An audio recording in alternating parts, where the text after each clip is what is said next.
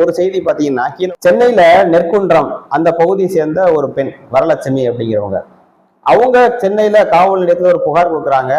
காஞ்சிபுரத்துல இருந்து பஸ்ல வந்துகிட்டு இருக்கும் போது ஒரு 5 சவரன் கிளி வந்து தொலைஞ்சு போச்சு அப்படின்னு சொல்லிட்டு. அப்போ இந்த போலீஸ்காரங்க வந்து ஒரு பெண்ணை அரெஸ்ட் பண்ணாங்க.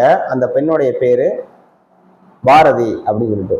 இந்த பெண் யார் அப்படின்னு பாத்தீங்கன்னா திருப்பத்தூர் மாவட்டத்தில் இருக்கக்கூடிய ஒரு ஊராட்சியினுடைய ஊராட்சி மன்ற தலைவி, திமுகவை சேர்ந்த ஒரு ஊராட்சி மன்ற தலைவி.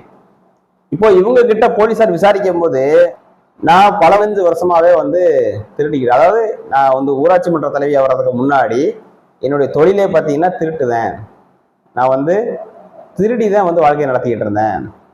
ஆனா அதுக்கு பின்னாடி ஊராட்சி மன்ற தலைவர் ஆனதுக்கு அப்புறம் கூட என்னால் அந்த திருட்டு தொழிலை விட முடியல, தொடர்ந்து நான் வந்து திருடிட்டே இருக்கேன். இதுக்கு முன்னாடி பாத்தீங்கன்னா நான் வந்து நிறைய ஊர்ல நிறைய பஸ் ஸ்டாண்ட்ல பஸ்ல அங்க இருக்கக்கூடிய குழந்தைகளை அவங்களெல்லாம் ஏமாத்தி அவங்க கழுத்துல கையில இருக்கக்கூடிய நகைகளை நான் வந்து திருடி இருக்கேன். ஆனா இப்போ இவ்வளவு பணம் வந்தா கூட என்னால் அந்த திருட்டு தொழிலை விட முடியல, இன்னமும் நான் திருடிட்டே தான் இருக்கேன். நான் எவ்வளவோ வந்து கண்ட்ரோல் பண்ணா கூட என்னால முடிய மாட்டே, நான் திருடிட்டே இருக்கேன் அப்படிங்கிற மாதிரி ஒரு வாக்குமூலம் கொடுத்துருக்காங்க.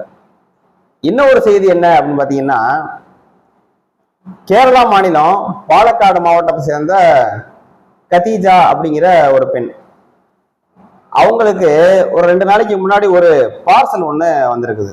இதை பத்தி அவங்க கதீஜா அவங்க என்ன சொல்றாங்கன்னா, இந்த மாதிரி 21 வருஷத்துக்கு முன்னாடி நான் வந்து என்னுடைய 3.5 சவரன் நகையை தொலைச்சிட்டேன். ஆனா இந்த 3.5 சவரன் நகை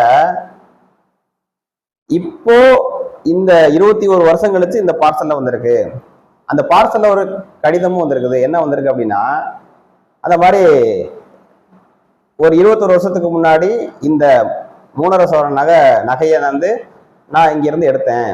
ஆனா என்னுடைய வாழ்க்கை சூழ்நிலைக்காக நான் அந்த சங்கிலியை நான் செலவழிச்சிட்டேன். அப்படி என்னுடைய வாழ்க்கை போயிட்டே இருந்தது. ஆனா என்னுடைய மனம் என்ன ஆகுதுன்னா, மகிழ்ச்சியா இல்லை, இந்த ஒரு அடுத்தவங்களுடைய சங்கிலியை எடுத்து நம்ம யூஸ் பண்ணிட்டோமே அப்படிங்கிற ஒரு மன உறுத்தல் இருந்துகிட்டே இருந்தது. என்னால வந்து நிம்மதியா இருக்க முடியல. அதனால அந்த 3.5 சவரன் நகையை வந்து என்னால கொடுக்க முடியல. அதுக்கு பதிலா அதே அளவு எடையுள்ள 3.5 சவரன் எடை இருக்கக்கூடிய இன்னொரு நகையை நான் உங்களுக்கு அனுப்பியிருக்கேன், இந்த பார்சல் அனுப்பியிருக்கேன், தயவு செஞ்சு இதை நீங்க ஏத்துக்கறணும் அப்படின்னு சொல்லி அந்த கடிதத்துல இருக்குது. ஒரு சாதாரண மனிதருக்கு இருக்கக்கூடிய அந்த மன உறுத்தல், நாம இன்னொருத்தருடைய பொருளை திருடிட்டோமே அப்படின்னு இருக்கக்கூடிய அந்த மன உறுத்தல், அரசியல்வாதிக்கு அந்த மன உறுத்தல் இல்லை.